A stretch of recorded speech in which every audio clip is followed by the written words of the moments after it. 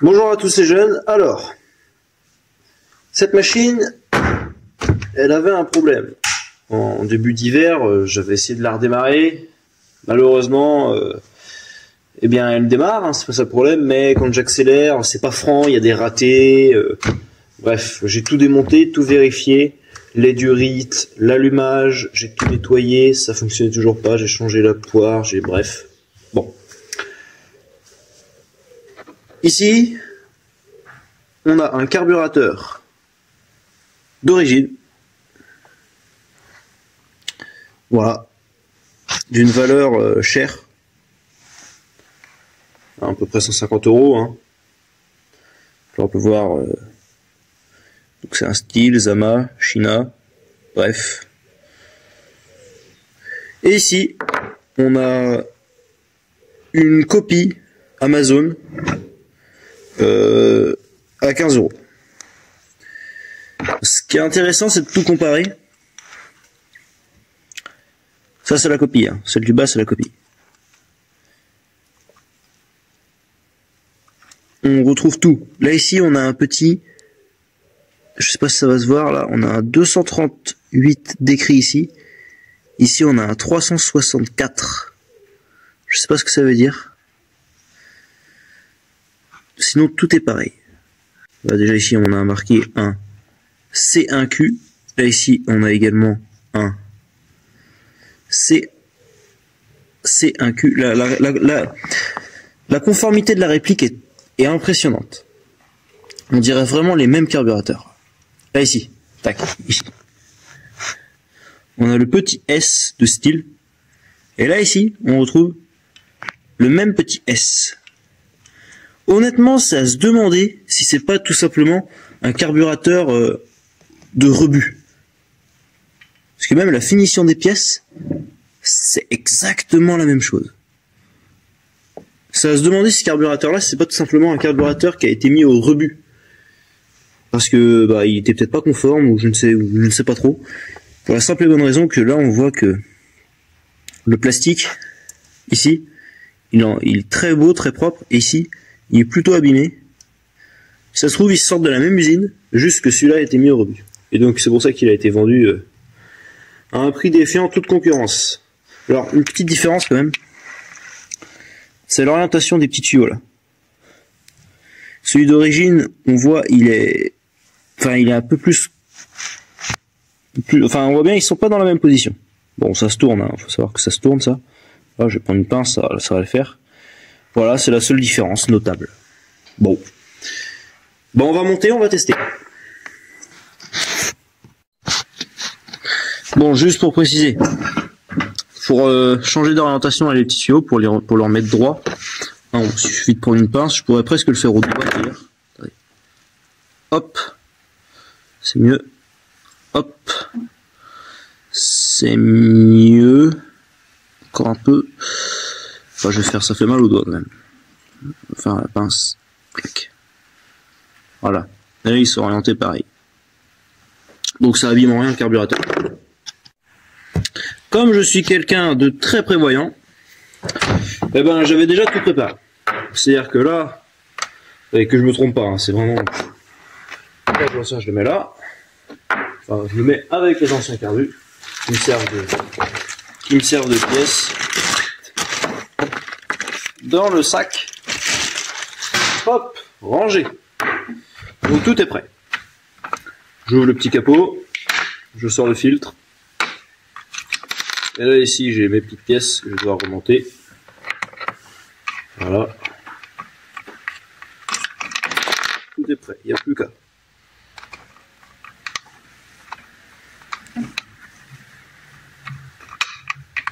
Hop. Hop. Donc j'ai absolument tout vérifié, tout nettoyé.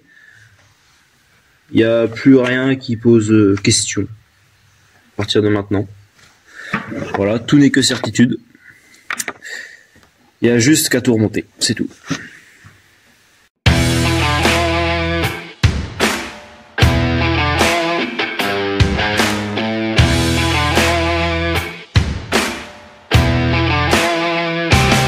Je vérifie que ça accélère. On voit bien que ça accélère bien. Le fixe soit bien en place. Ça doit être ok. Hop, avant de continuer le test. Donc là, les autres petits trous du carbu.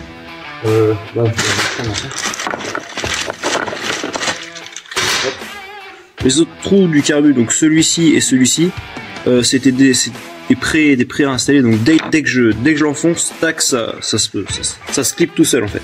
Il y a juste celui-là qu'il fallait se clipper de manière forcée.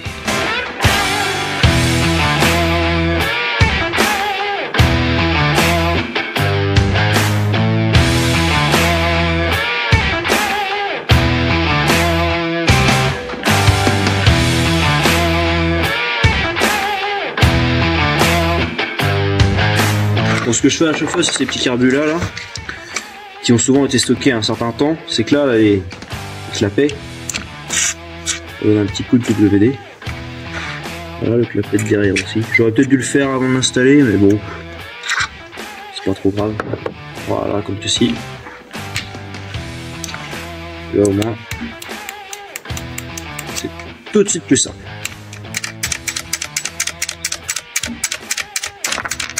Très bien. On va mettre un peu d'essence pour vérifier qu'il n'y ait pas de fuite, que j'ai bien remonté toutes les durites. Ce serait triste de devoir tout redémonter parce que pour changer les durites là-dessus, il faut quasiment tout démonter. Bref.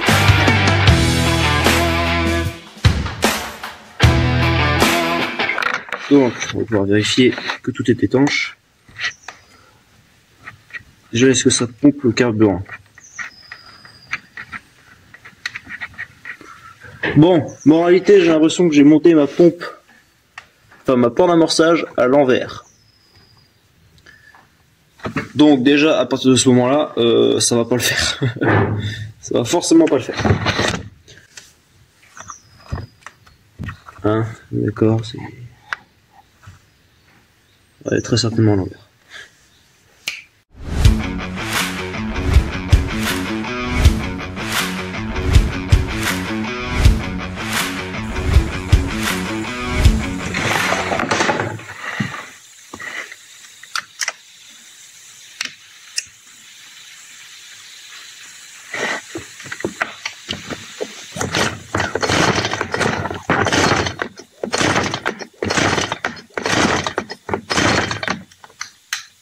Merde, je suis bête.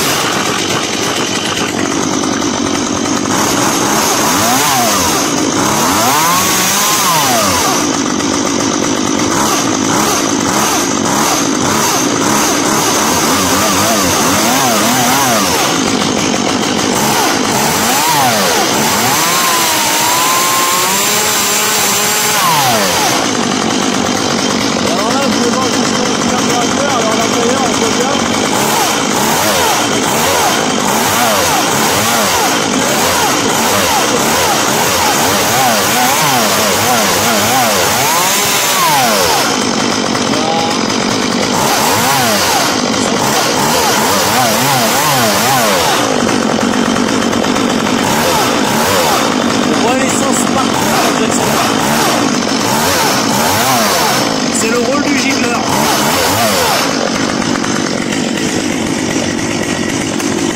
La chaîne est peut-être beaucoup tendue par contre.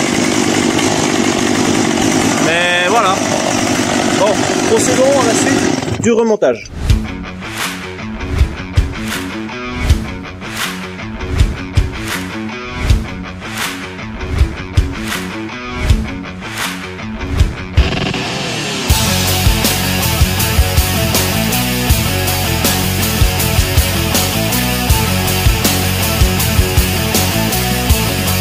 Bon, elle démarre toujours.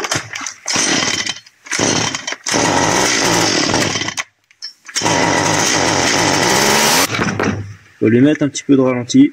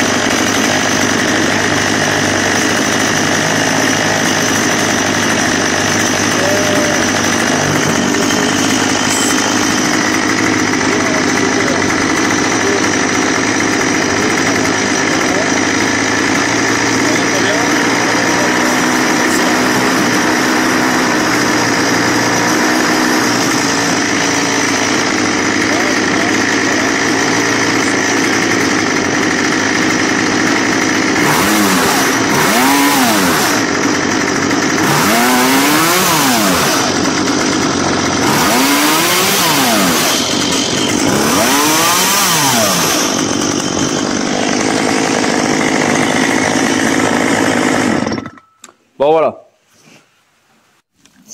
Bon, il pleut, c'est la folie. Franchement, j'adore ce temps. Non, absolument pas. Alors on va essayer de trouver un bout de bois à découper par là. D'abord, on va la redémarrer. Ah merde. Tu vois le coup, elle va pas redémarrer.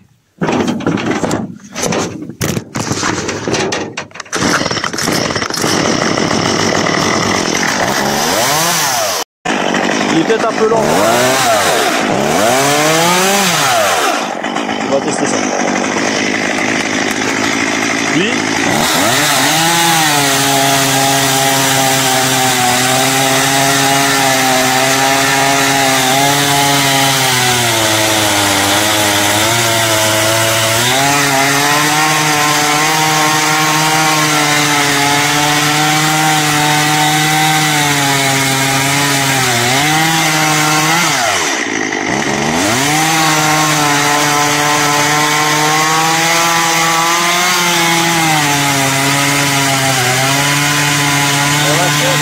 La chaîne n'est pas dingue spécialement, mais bon.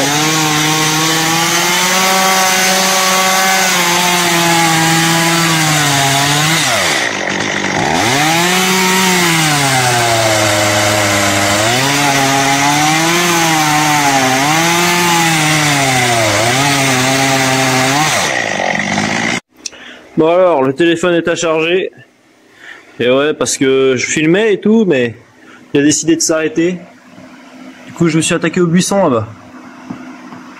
En mode le buisson. Bon. Du coup, je vais essayer de faire un truc. Là, on l'entend, hein. Elle tourne. Jacques. Eh.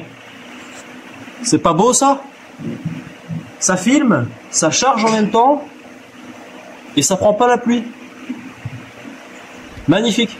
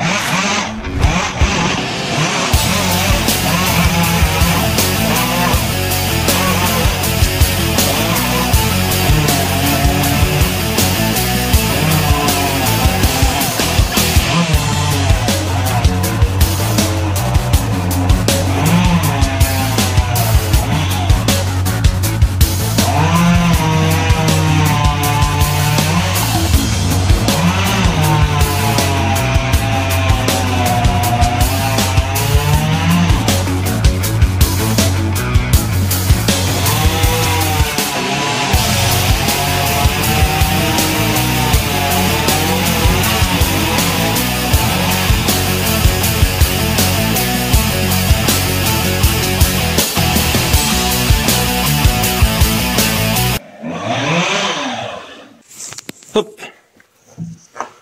Bon. Bah, je sais pas ce que vous en pensez, hein.